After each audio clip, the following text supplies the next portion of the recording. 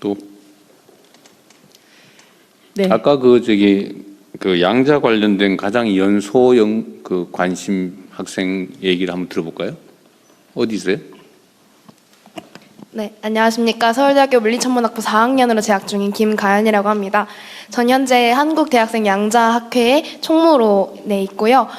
저희 학회는 2년 전에 조직이 되었습니다. 일단 이 자리에서 발언권 주셔서 진심으로 감사드리고, 이 발언권 얻은 김에 제가 저희 학회에 대해서 한 줄만 소개를 해드리고 싶습니다. 홍보 좀 하시고. 왜냐하면 저희 학회는 학생이 직접 만든 학회로서 저희가 직접 산업협회 그리고 한국양자정보학회에 이렇게 컨택을 드리면서 이렇게 콜드메일도 상당히 많이 쓰고 저희를 도와달라라고 많이 부탁을 드리고 있습니다. 현재 양자산업 같은 경우에는 석박 학생들을 위한 지원들이 많이 이루어지고 있으나 학부생에 대한 관심은 많이 부족하다라고 생각이 듭니다. 그런데 인재 육성을 위해서는 어린 나이부터 아이들에게 혹은 청소년들에게 좋은 양질의 교육을 지원하는 것이 가장 중요하다고 생각이 듭니다. 아까 김성현 상무님께서도 말씀을 해주셨지만 인재 양성이나 뭐 인프라나 다 중요하지만 현재 우리 양자 분야가 개발 중에 있기 때문에 어떻게 보면 특정 분야가 혹은 특정 국가가 앞서 나가고 있지 않기 때문에 인재 양성을 통해서 우리나라가 선도할 수 있는 기회를 만들어야 한다고 생각을 합니다. 그래서 저희 학회가 하고자 하는 것은 네트워킹을 통해서 국내 다양한 대학에 있는 동아리들이 연합하고 또 앞으로 나아가기 위한 준비를 하는 것이고요. 그렇게 하기 위해서 저희 스스로 포스터 발표회나 컨퍼런스 등을 개최하기도 하고 있습니다. 네. 지난 5월 15일에는 최민희 위원님과 함께 국회의원님과 함께 갑자기 그래서 그분이 양자 얘기한 거예요? 네. 국회의원 회관에서 컨퍼런스를 개최하기도 했습니다. 그래서 한 200명에서 300명 넘는 전국 학생들이 오기도 했었는데요. 저는 그날 상당히 놀랐던 게 평일 점심시간에 했음에도 잠깐 좀 요약해서 하고 불구하고 많은 학생들이 홍보는 된 것 같아요. 참여해 주셔서 감사했습니다. 마지막으로 한 번만 부탁드리고 싶은 말씀이 있는데 적극적인 해외 교류 투자 유치를 통한 장기 연구 프로젝트 유치 그리고 학부생에게까지 전달되는 해외 교류 및 연구 지원 플랫폼이 필요하다고 꼭 말씀드리고 싶었습니다. 발언권 주셔서 진심으로 감사드립니다. 그 과가 뭐예요? 과학. 물리천문학부입니다. 물리? 네, 물리학 전공하고 있습니다. 물리천문. 네. 학부에 과가 또 있을 거 아니에요? 네, 물리천문학부 물리학 전공입니다. 물리학 전공. 네. 원래 양자 분야 연구는 뭐 그 별도로 있는 거 아니고 그냥 물리학의 일부로 지금 학과가 있나 봐요? 네, 많은 경우에 물리천문학부, 이제 서울대 같은 경우 물리천문학부 있고요. 네, 물리학과 있습니다. 네, 또 진행하시죠. 네, 앞쪽 질문 받겠습니다. 좌측 앞쪽에서 질문 주십니다. 네, 안녕하십니까. 저는 와이브레인 대표 이기원이라고 합니다. 첨단 바이오 분야 BCI 분야를 대표해서 말씀드리겠습니다. 그리고 사회자 제안인데 자꾸 질문하라고 하지 마세요. 의견 낼 수도 있고 뭐 하소연 할 수도 있고 하는데 맞습니다. 자꾸 질문하라고 하니까 뭐 청문회 같아요. 그렇게 안 제안 하게. 듣도록 자유롭게 하겠습니다. 말씀하십시오. 질문 아니더라도. 그 뇌컴퓨터 인터페이스는 아까 배경훈 부총님께서 말씀하셨지만 훈이의 어떤 로봇과 연결하는 인터페이스로도 쓰일 수 있지만 현재는 어떤 장애인들의 장애 극복을 위한 의료기기로서 개발되고 있는 경계에 있는 제품입니다. 이 제품은 사실 의료기기이면서 정밀 뇌 데이터를 이용해서 AI와 연결을 하거나 아니면 이런 디지털 기기와 연결할 수 있는 새로운 인터페이스로서 각광을 받고 있습니다. 그래서 기존의 의료기기 제품이 아니라 신개념 의료 제품으로 좀 다뤄질 필요가 있고요. 미국과 중국을 중심으로 해서 이미 상용화에 진입하고 있는 단계이기 때문에 저희가 패스트 팔로워 관점에서는 현재 규제 내에서 새로운 품목군을 신설하고 그리고 빠르게 소규모 임상 시험을 진행할 수 있는 이런 방안 마련이 좀 필요한 것 같습니다. 그래서 첫 번째로는 이런 이제 패스트 팔로워로서 의료기 관점에서의 좀 의견을 부탁드리고요. 두 번째 관점은 사실은 이 BCI 기기가 정밀 뇌 데이터를 이용하고 디지털 기기, AI와 연결될 수도 있는 인터페이스로 사용이 되고 있고 실제로 마비 환자에 심어져서 게임을 하거나 휴대폰을 연결해서 조작하는 용도로 쓰이고 있습니다. 이런 기술이 사실은 6월 말에 발표된 중국 가이드라인에서는 이런 기기, BCI 기기뿐만 아니라 기존 비침습인 치료기기조차도 현지 파트너를 반드시 선정을 하고 의료기기 이제 허가를 5년 동안 한시적으로 부여하는 정도로 이제 국가 전략 기술, 규제 기술로서 관리를 하고 있습니다. 그래서 이런 기술들이 이제 AI와 연결될 수 있는 새로운 기술로서 좀 국가 전략 기술, 규제 기술로서 다뤄질 필요가 있을 것 같은데요. 이 부분에 있어서도 좀 의견을 구하고 싶습니다. 그 일종의 임상 시험의 규제를 많이 좀 완화할 필요가 있다. 뭐 그런 얘기인가요? 네, 완화 방식이 기존 규제 내에서 최대한 완화된 방식을 도출해내는 것이 좀 단기적인 급선무인 것 같습니다. 이거는 혹시 우리 부처 중에 어디 소관인가요? 이게 뭐 다 연결됐을 텐데. 지금 식약처하고 복지부하고 식약처, 같이 복지부. 같이 좀 얘기를 하고 네. 있고요. 이건 안 그래도 전에 우리 몇 차례 다른 영역에 간담회를 할 때 나왔던 얘기인데, 그죠? 임상시험 얘기는. 혹시 동물시험 이런 것도 많이 할 것 같긴 해요, 그죠? 그런 네. 건 진척이 좀 있습니까? 사람한테 하기 전에 먼저 동물시험이나 이런 걸 해봐야 되는 거잖아요?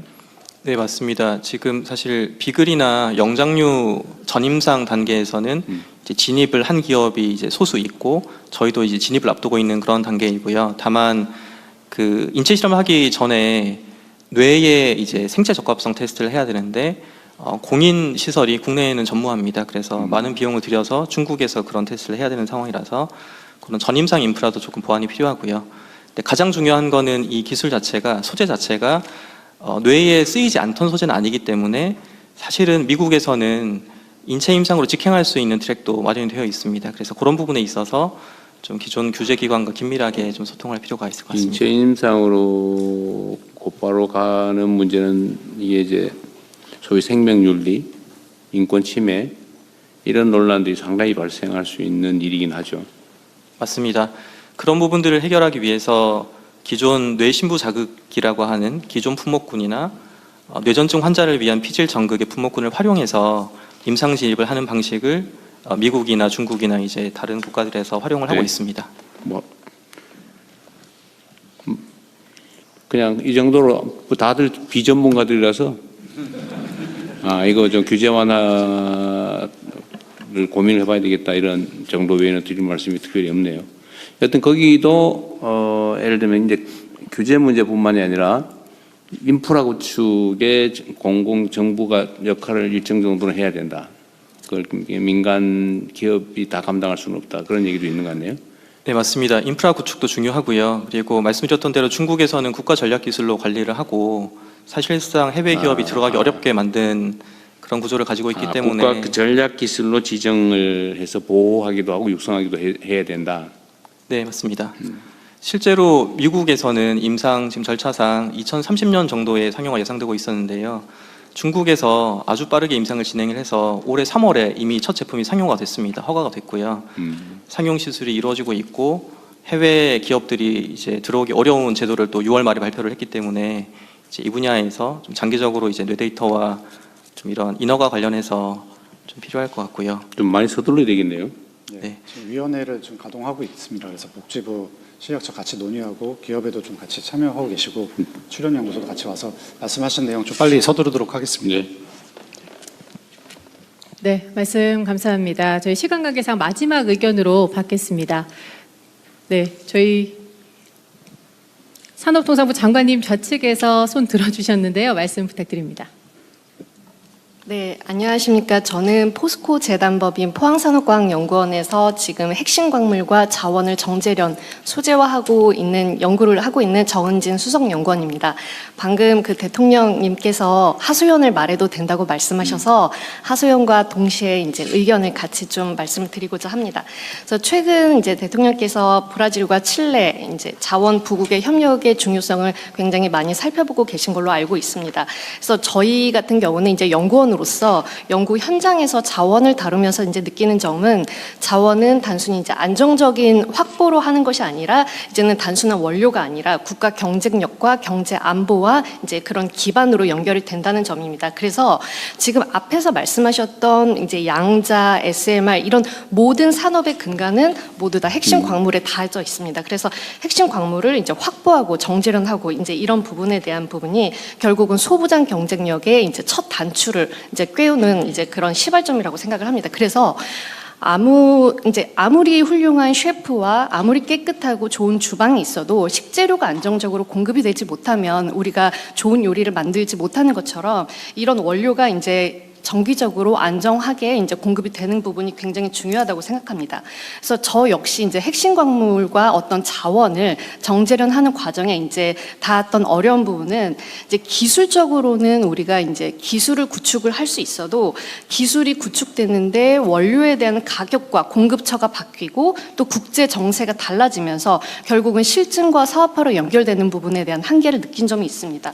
그래서 선진국과 같은 이제 동일한 기술 수준을 우리가 만족했다 하더라도 전력비나 인건비 또는 뭐 환경 비용 이런 이제 불확실성을 이제 저희가 고려하면 경제성의 벽을 넘기 어려운 경우도 있는 것 같습니다. 그래서 저는 이제 정부께 부탁드리고 싶은 부분이 크게 이제 두 가지가 있습니다. 첫 번째는 핵심 광물에 대한 정책을 자원의 확보에서만 끝나는 게 아니라 우리 산업에 사용할 수 있는 소재와 부품까지 연결하는 것을 이제 좀 살펴봐 주셨으면 좋겠습니다. 그래서 첫 번째는 해외 광산과의 어떤 장기 계약 그리고 전략적인 광물에 대한 비축을 일단 1차적으로 자원을 확보하고 2차 자원인 폐자원과 이제 도시광산과 같은 부분을 이제 같이 살펴서 우리가 공급망 체계가 국내에 잘 내수화될 수 있는 부분을 봐주셨으면 좋겠습니다. 그래서 특히 우리가 기술은 구축을 했어도 이게 경제성은 다소 부족하더라도 국가적으로 반드시 필요한 품목은 정책적인 금융이나 공동 실증, 전략 비축 이런 부분을 같이 정부가 이제 민간이 홀로 감당하기 어려운 부분을 같이 나눠 주셨으면 좋겠습니다. 방금 이제 산업부 장관님께서 그런 부분도 살펴봐 주신다고 하셔서 너무 감사한 말씀을 드립니다. 그리고 두 번째는 지금 여기 이공계 인재분들도 와 계시지만 사실 이공계 인재분들이 공부를 열심히 해서 실험복을 입고 클린룸에서 일을 하고 싶지 화이바를 쓰고 광산에 이제 광산을 캐면서 분진을 얻어 이제 씌우고 싶은 생각은 없을 겁니다. 그래서 이런 환경이 굉장히 열악하고 이런 환경에 이제 인재 양성이 많이 조금 어려운 상황입니다. 그래서 이런 인재 양성에도 좀 많이 돌봐주시고 이제 그런 이제 쾌적한 환경에서 저희가 일할 수 있는 그런 부분을 많이 살펴봐 주셔서 긴 호흡으로 우리 공급망에 대한 안정화를 좀 이제 들여다 봐주셨으면 감사하겠습니다. 네, 좋은 제안 감사드리고 시간 조금 더 연장해서 혹시 지금까지 얘기 안 한 것 중에 얘기할 게 있으시면 몇 분 얘기 더 들어볼까요? 네, 저희 좌측 가장 끝쪽에 2열의 말씀 부탁드립니다. 예, 감사합니다. 저는 AI 바이오 분야로서 왔는데요. 이쪽에 있습니다. 네, AI 바이오가 좀 어떻게 보면 태권브이하고는 가장 거리가 먼 부분이라고 할 수 있는데 우리 국민들의 삶에는 굉장히 밀접하게 연관이 되어 있고 실제로 AI 많이들 사용하시는 챗GPT, 오픈 AI나 클로드나 그 딥마인드, 구글 딥마인드 같은 경우도 모델 만든 이후에 적용하려고 하는 첫 번째 사례가 바이오 분야에 적용을 하려고 하고 실제로 알파폴드도 단백질 구조 예측, 알파 지놈이라고 유전체의 정보 분석 이런 등으로 이제 활용되고 있습니다. 그래서 결국 이제 다들 아시다시피 AI 바이오를 하는 데 있어서 중요한 것은 데이터와 그다음에 이제 AI 알고리즘일 텐데 데이터의 측면에서는 지난번에 뭐 업무 보고 하시는 데에서도 이제 그 바이오 데이터와 바이오 데이터의 확보와 개인정보 보호 뭐 이런 이제 균형점을 찾는 거에 있어서 이제 여러 가지 어려움들이 있는데 제가 오늘 말씀드리고 싶어하는 거는 뭐냐면 데이터의 확보에 있어서 사실 우리나라에 존재하는 바이오 데이터의 양이 저는 적지 않다고 생각하고 있습니다. 실제로 저희 국가 과제를 통해서 생성되는 모든 바이오 데이터는 한 곳에 지금 저장되게 필수적으로 의무적으로 기탁하게 되어 있습니다. 그래서 현장의 이야기를 들어보면 현재 모아지는 그동안에 모아진 바이오 데이터의 양이 너무나도 방대해서 이제는 그걸 보관하는 게 부담이 될 정도로 많은 상태입니다. 그런데 실제로 산업계 분들의 이야기를 들어보면 그 바이오 데이터 중에 사업에 활용될 만한 데이터를 찾기가 좀 어렵다. 어떻게 해야지 이거를 내가 활용할 수 있을까에 대한 고민들을 많이 하는데 그 이유 중에 하나라고 생각하는 것이 이제 데이터를 보관할 때 있어서 그거에 붙는 여러 가지 다른 이를테면 이 어떤 사람의 데이터가 있는데 이 사람이 이후에 뭐 치료가 잘 된 사람인지 아니면 뭐 이후에 뭐 문제가 있어서 잘 치료가 안 된 사람인지 같은 일련의 부가적인 레이블 데이터들이 확보가 되지 않고 있습니다. 그렇게 되다 보니까 이제 데이터를 양은 많지만 이걸 이제 어떻게 잘 활용할 수 있을까에 대한 문제들이 제시가 되고 있고, 그런 측면에서 이제 데이터를 연구자들이 기탁할 때 그런 데이터로부터 더 AI 레디 데이터를 만들기 위해서 데이터를 검증하고 큐레이션할 수 있는 인력들이 좀 많이 필요하고, 그런 정부 기관이나 이런 곳에서도 그런 인력들이 많이 필요한 상황이거든요. 네, 좀 줄여서. 네. 그래서 그런 이제 인력 양성 이런 것들을 좀 챙겨주셨으면 하는, 그러니까 네. 저희 AI 뭐 여러 가지 대학원 사업들도 있지만 AI 바이오의 전문가 이런 것들을 키우는 방법도 고려해 주셨으면 좋겠고, 그리고 할 수 있다와 하고 싶다는 좀 다른데, 지금 현재 그동안에 많은 기관들을 거쳐오면서 병원 내에 있는 데이터를 가명화나 익명화를 통해서 산업적으로 쓸 수 있다라는 규제 이제 해소는 많이들 이루어져 왔는데, 실제로 병원 내에 근무하시는 분들이 많은 리스크를 지어가면서 내가 굳이 그것을 왜 해야 하는가 이런 것들에 대해서 이제 많은 부담을 느끼는 것도 사실입니다. 그래서 네. 그런 것들에 대해서 더 촉진할 수 있는, 할 수 있다가 아니라 하면 많이 좋다라고 촉진할 수 있는 방안들 같은 네. 것들도 많이 고려해 주셨으면 좋겠습니다. 우리 배충식 총장님이 뭐 하실 말씀 있었어요? 네, 취임을 축하합니다. 감사합니다. 네, 기본이 강한 글로벌 혁신 선도대학을 주창하고 나온 카이스트 총장 배충식입니다. 오늘 말씀 주신 모든 이 세븐시드가 사람이 필요합니다. 그리고 대통령님께서도 모두 발언에서 미래에 우리가 강국이 되려면 과학기술이 강해야 되고, 결국은 과학기술 우수 인재가 있어야 이 모든 분야를 받쳐주는 겁니다. 게다가 지금은 AI와 에너지의 대전환이 일어나고 있는 시기여서 교육 그 자체도, 그리고 실험실 연구도 AI를 이용한 완전히 새로운 페이스에 혁신적인 모드로 들어가고 있습니다. 그래서 교육 혁신, 그리고 실험실도 아까 인재 양성 말씀하셨는데 포스코에서 오토노머스 랩 같은 새로운 개념의 랩들도 들어가 줘야 되고, 그래서 인재 양성을 위한 그 획기적인 그 사회 문화, 정책적인 변화를 부탁을 드리고요. 특히 저희 4대 과기원 같은 경우는 사극 3특의 중심에 하나씩 있기 때문에 여기에 지역 협력까지 하면서 이제 인재들이 골고루 퍼지는 그런 역할도 있고, 그런데 제가 이제 부탁드리고 싶은 거는요, 저희가 미래 기술을 하려다 보면, 이게 추격형이 아닌 선도형을 하려다 보면 굉장히 다양한 종류의 새로운 것들이 생기는데, 학교에 마저도 규제가 사실은 상당히 많습니다. AI 일을 하려다 보면 데이터 트랜스퍼를 하는 것부터 시작해서 저희 학교 드론도 못 띄우거든요. 그리고 실험실에서 벌어지는 일, 그리고 굉장히 다양한 종류의 리빙 랩에 해당되는 실증 실험을 할 때도 규제 때문에 못하는 것도 많아서, 이런 그 고급 과학기술 인재들이 교육받고 선행 연구를 하는 데서는 샌드박스를 좀 넓게 크게 해주셨으면, 그러면 저희가 앞서가는 미래기술의 그 천병 역할을 할 수 있겠다 말씀드립니다. 네. 그 학교에 드론을 못 띄우는 거는 이해하겠는데, 그 고장 나가지고 학생들 머리에 떨어지면 총장님 엄청난 그 대가를 치러야 될걸요? 물론 방책은 다 마련해 놓고 하는 겁니다. 학교 면적이 넓고 공간이 있으면 특정 구역을 제한해서 거기는 사람들 출입 못하게 하고, 아니면 안전장치를 하고 하는 방법도 있긴 하겠죠. 하여튼 하나의 예인데, 너무 일률적 규제 때문에 연구 활동에 제약을 받고 있다. 네, 그 규제 개혁위 쪽에다가 한번 필요한 규제 완화 또는 해제 내역을 정리를 해가지고 한번 상의를 해보십시오. 네, 그렇게 하겠습니다. 그럼 뭐 어디든 마찬가지고. 네, 또 대통령님, 수학 올림피아드에서 금메달 딴 고등학생이 있습니다. 그래요? 나 최연소 얘기인 줄 알았더니 아니었더만이네.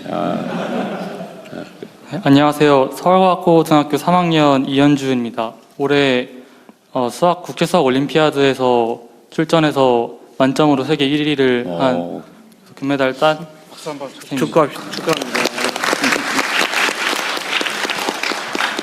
네, 먼저 이 자리 불러주셔서 너무 감사드리고, 그리고 제가 말씀드리고 싶은 것은 저는 미래기술 발전을 위해서는 뛰어난 인재들이 더 많이 이공계에 진출해서 연구자의 길을 걸어야 한다고 생각합니다. 그래서 저를 포함하여 제 주변에는 수학과 과학을 정말 좋아하고 이를 진로로 이어나가고 싶어 하는 학생들이 많습니다. 그러나 실제로 진로를 고민할 때에는 연구자로서 만족스러운 삶을 살 수 있을지, 그리고 오랫동안 연구할 수 있는 환경이 마련되어 있을지와 같은 현실적인 고민을 하게 됩니다. 그래서 앞으로는 이러한 학생들이 현실적인 걱정보다는 학문에 대한 호기심과 열정에 더 집중할 수 있도록 해주셨으면 좋겠습니다. 이를 위해서 연구자의 전문성과 기여에 걸맞은 보상과 연구를 안정적으로 진행할 수 있는 환경을 만들어주시는데 힘써주셨으면 합니다. 감사합니다. 네, 우리 배 부총리가 열심히 연구하고 있는 분야죠. 제가 열심히 지원할 건데 대통령께서 그래도 격려 말씀 주시면 더 좋을 것 같습니다. 지금은 이제 뭐더라 평생 연구 보장 제도 그런 걸 한번 해보기로 했었죠 그때. 국가과학자 제도. 그런 부분도 있고, 그러니까 어쨌든 저희가 대한민국이 정말 연구를 잘할 수 있는 환경, 그리고 다양한 첨단 기술까지 실제로 우리 지금 시드 프로젝트 하는 이유가 이제 이런 우리가 하고 있는 어떤 그 기반 기술들이 미래 산업과 연결되는 이 실증, 상용화까지 지금 우리가 타겟팅하는 거거든요. 그런 환경들을 잘 만들어 갈 거고, 그런 환경들을 우리 대통령님께서 좀 잘 지원해 주실 겁니다. 나한테 슬쩍 뛰는기는데. 알겠습니다. 좋은 제안이고요. 이게 그래서 그 소위 과학 분야, 과학기술 분야에 역량 소질이 있는 인재들이 다 먹고 사는 문제 걱정 때문에 다 특정 과로 다 몰린다고 하는 건 매우 슬픈 일이죠. 그렇게 되지 않도록 시스템을 좀 정비하는 필요가 있겠는데, 저 카이스트에서 나중에 특별 채용은 아니고, 그래서 이 카이스트로 가시면 거기서 학부 대학원 하다가 교수로 네, 가는 길이 있을 것 같은데. 지금처럼 이렇게 수학 잘하는 학생들, 저희 기초과학도 워낙 중요하기 때문에 장기적인 기초과학은 오랫동안 연구할 수 있게 별도로 뭐 빨리 가는 이런 미래기술들하고는 별도로 중요한 역량으로 관리를 하고요. 최근에는 우리 정부에서 많이 신경 써주셔서 이노코아 같은 뭐 포스닥 프로그램이라든가, 그 다음에 저희가 지금 선진국 대비 없는 그 스텝 사이언티스트 같은 그런 새로운 직군을 가지고 학교를 조금 더 고도화하는 작업을 하면서 이렇게 특히 기초과학하는 사람들이 중간에 그 일자리, 그리고 고도화되는 고급 전문가로 성장하는 그 징검다리도 만들고 그러고 있어서 지금 과학기술정보통신부의 그 노력이 서서히 이제 실체로 나타나면서 아마 고도화될 거라고 믿고요. 네. 저기 박홍근 장관님께서 많이 밀어주시면 좀 규모가 있게 더 잘 될 것 같습니다. 저번에 우리 이현준 학생 같은 사람들이 장래에 대한 걱정을 안 하고 기초과학 분야의 연구를 원하는 만큼 평생 하든지 뭐 일정 기간 하든지 할 수 있는 시스템은 저희가 잘 만들어 보겠습니다. 네, 또 누구? 네, 한 분 딱 들은 두 분. 네, 두 분 얘기. 들어주셨는데요. 저기도 계시네. 네, 저희 우측. 세 분 얘기를 짧게 한 번씩 다 듣고 네. 마치도록 하겠습니다. 네, 좋습니다. 저희 우측 2열에 계신 분부터 먼저 말씀 부탁드립니다. 예, 그 관련 얘기가 나와서 저도 연세대학교 물리학과에서 학생들 가르치고 있는 김근수 교수입니다. 저도 이제 관련된 얘기가 나와서 기초 연구에 대해서 다시 한번 강조해 말씀드리고자 합니다.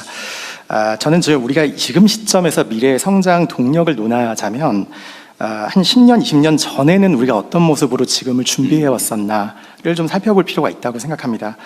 지금 이제 AI 양자 같은 분야가 첨단 기술로 각광받지만 한 10년, 20년 전만 하더라도 사실 이 분야가 이토록 떠올릴지는 좀 예측하기 쉽지 않았다고 생각하고요.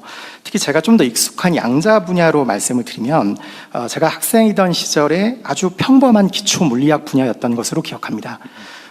사실 이게 과학기술 발전이 가속되고 있음을 감안하면 아마도 오늘로부터 10년, 20년 뒤에는 AI 양자가 아닌 뭔가 새로운 분야가 부상할 가능성이 높을 텐데, 그 분야는 제 생각에는 아마 지금 우리 눈에 평범해 보이는 기초과학 분야일 가능성이 높다고 생각을 합니다. 물론 이제 어떤 분야가 떠오를지 모르기 때문에 이렇게 정책을 펴시는 입장들에서 보면 이제 기초 연구에 꾸준히 투자한다는 게 뭔가 조금 비효율적으로 느껴질 수도 있다고 생각하는데요.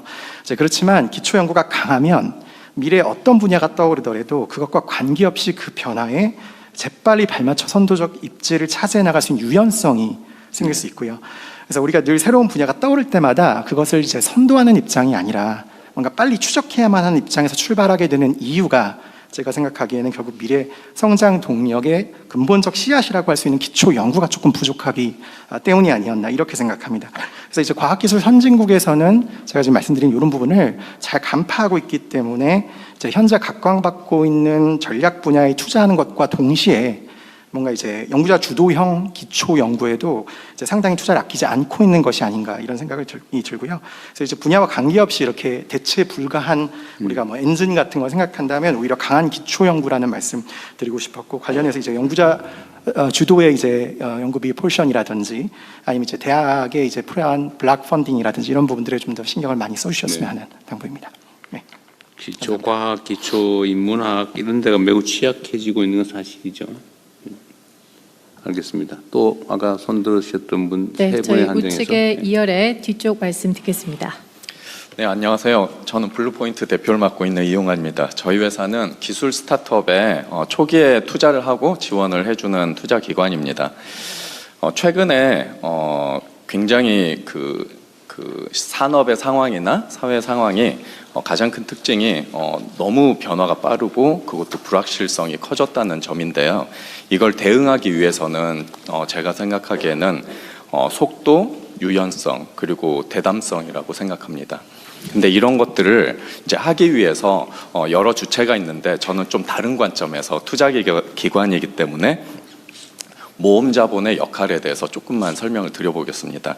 실은 모험 자본의 역할이 지금은 이제 투자를 적당한 수준의 어떤 기업들이 오면 그걸 해주는 것이 있는데, 아까 말씀드린 속도나 대담성, 그 다음에 유연성을 좀 더 확보를 하려면 훨씬부터 초기에 모험 자본이 개입돼야 된다고 저는 생각을 하고 있습니다. 예를 들면 이런 우수한 연구자들이 또는 그 결과물을 가지고 창업을 해도 이런 것들이 이제 사업화되는 과정에서 연구자들끼리 보는 시장과 또 미래가 또는 훨씬 더 다를 수가 있거든요. 그래서 그런 것들을 처음에 산업의 전문가는 물론이고 모험 자본이나 이런 투자가들의 좀 적극적인 그런 지원이나 개입이 필요한 상황이라고 생각합니다. 그 이유는 기술 스타트업은 이 기술이 어려울수록 그리고 대담할수록 손익분기점을 달성하는 기간이 저 미래 뒤로 유예될 수밖에 없습니다. 그래서 영업이익을 가지고 회사를 유지하는 것이 근본적으로 힘들기도 하거니와, 그래서 정부의 지원 플러스 모험 자본에 대한 재정적인 캐시플로우가 이 산업의 굉장히 큰 특징이라고 볼 수가 있습니다. 그래서 투자가들이 처음부터 이제 좀 많은 영역에서 참여를 했으면 좋겠고요. 그 분야로 첫 번째는 정부 과제를 만들 때도 연구자들이 기술 수요조사 RFP 같은 거를 이제 중점적으로 만드는데 산업 전문가뿐만 아니라 투자자들도 이런 기술 수요조사를 할 때 좀 적극적으로 의견을 반영할 수 있으면 완성된 기술 자체가 훨씬 더 시장에 그리고 자본시장에 좀 더 적합하게 좀 개발이 될 수 있지 않을까 생각이고요. 그다음 두 번째는 이게 이제 더 적극적으로 개입하는 경우가 이제 해외에서 많이 나오고 있는데, 투자자가 스스로, 투자 기관이 스스로 스타트업을 만드는 경우입니다. 컴퍼니 빌딩이라고 하는데요. 최근에는 이런 사례들이 해외적으로 한 2,000여 개의 기관들이 이제 만들고 실적들이 나온 게 통계적으로 나오고 있습니다. 같은 성과물을 달성하는데 시간이 거의 절반밖에 안 걸리는 걸로 이제 나오고 있거든요. 근데 우리나라에서는 좀 이런 방식이 최근에 법적 지원이 마련은 됐지만 실질적으로 하는 데 있어서 굉장히 좀 어려운 점이 있습니다. 그래서 이런 부분들이 조금 더 투자기관이 처음부터 적극적으로 역할할 수 있도록 했으면 좋겠고요. 마지막으로 기술에 대한 스타트업은 실은 금융의 본래적인 특성과 굉장히 상반된 게 많습니다. 예를 들면 금융에서는 단기 시간에 좋은 금융 수익을 올리는 게 좋거든요. 그래서 시간이 짧을수록 좋다는 게 이제 금융의 근본적인 원리인데, 이런 기술 스타트업은 굉장히 좀 시간이 오래 걸립니다. 그래서 어떻게 보면 좀 되게 좀 이제까지 굉장히 소외돼 있었고 최근에 와서야 이제 금융이나 모험자본이 관심을 갖게 됐고요. 이거를 좀 다르게 말씀드리면 아까 장관님께서도 말씀하셨지만 R&D 지금 그 자금도 투자형으로 좀 연계해서 이렇게 좀 지원하시겠다는 말씀도 하셨고, 실제로 이 모험 자본이 기술 기업에 투자될 때는 굉장히 좀 장기적인 방식으로 설정돼야 되는데 지금은 그런 사례가 거의 없었습니다. 그래서 좀 장기적으로 설정된 자금과 여기에 참여하는 자본가들에 대한 좀 베너핏을 설계를 해주면 좀 더 훨씬 좀 이런 좀 그 변화무쌍한 대응하는데 도움이 될 것 같습니다. 감사합니다. 어쨌든 공공의 역할이 지금까지는 지원 아니면 융자, 뭐 2차 보존 등등 요 두 가지였는데 그 중간 형태로 아까 말씀하신 대로 이제 모험 투자 지원보다는 낫겠지만 위험성은 다 감수하는. 물론 당연히 장기 투자하고 지원은 아예 주고 끝나는 거니까. 근데 그 중간 형태면은 뭐 장기적으로 투자하는 게 아무 문제가 없겠죠. 네, 그건 뭐 저희가 잘 준비해 보겠습니다. 네, 또 한 분 마지막으로 아까 손 들었던. 네.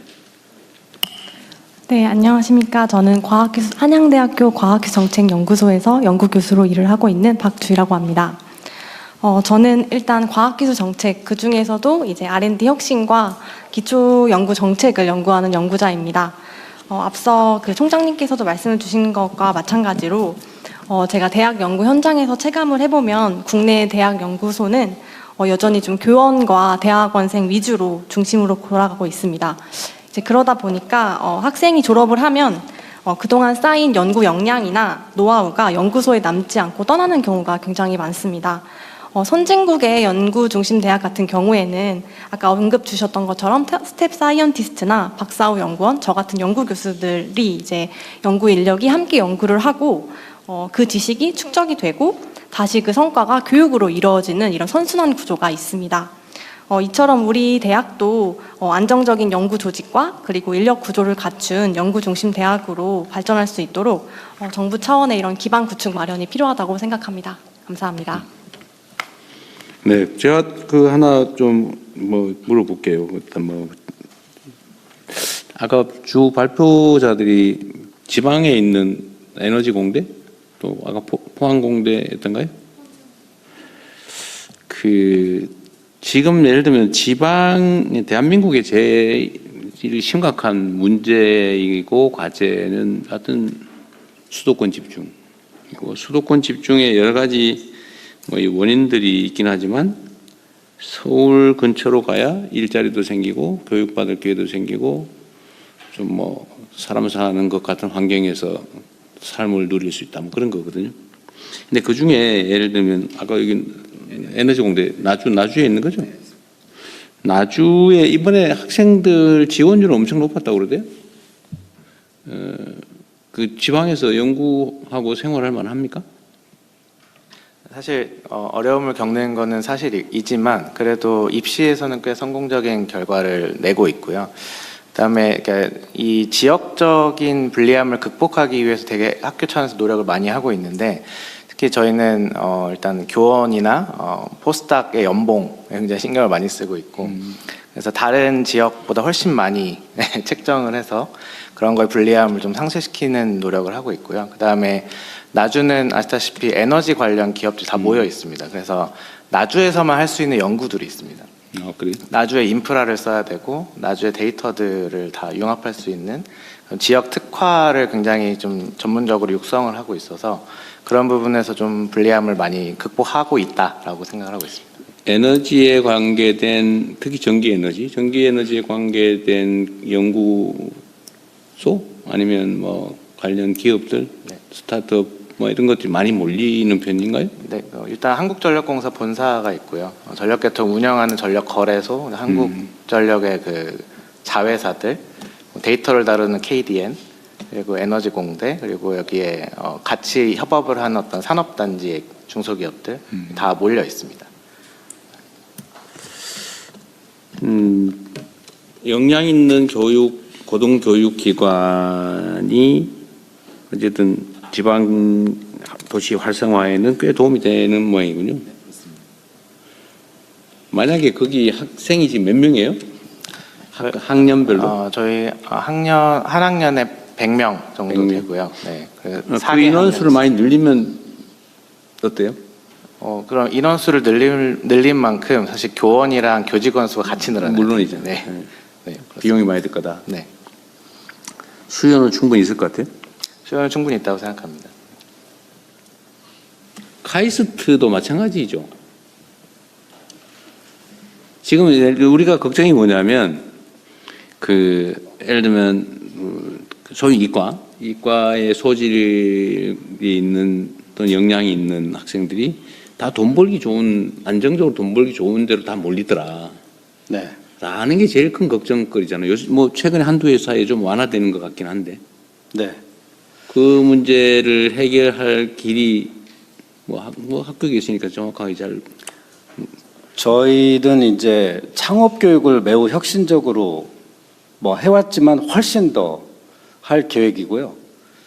지금 학생을 늘리는 건 아마도 한계가 있을 겁니다. 그러니까 인구가 점점 줄고 있는 상황에서 시설 문제도 있을 네, 테고. 학생을 늘리는 것보다는 학생들을 고급화하고 그리고 이 학생들이 가는 앞으로의 그 진로가 다양화되고 특히 창업을 할 수 있는 역량을 가진 사람들의 소질을 개발하고 대학원생들도 그 학교 안에 산업체를 끌어들여서 협력 연구를 하면서 신속하게 이제 현장 연구를 함과 동시에 거기에 창업거리가 있다는 거를 알게 되면 이제 창업하는 사람도 대기업 가는 사람들만큼이나 늘어나게 될 거고 사실은 지금 중국이 그렇거든요. 중국에 비하면 우리가 그게 워낙 떨어지기 때문에 그 창업 교육에 대한 강조를 굉장히 하고 있고 저는 그걸 혁신적으로 바꿀 계획입니다. 네.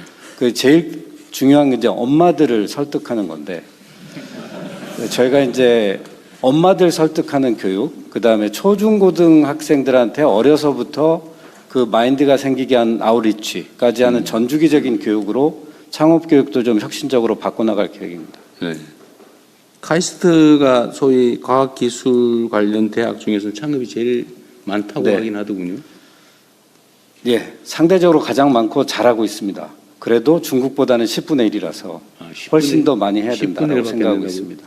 인구 대비로 보면 대략 그 정도 됩니다.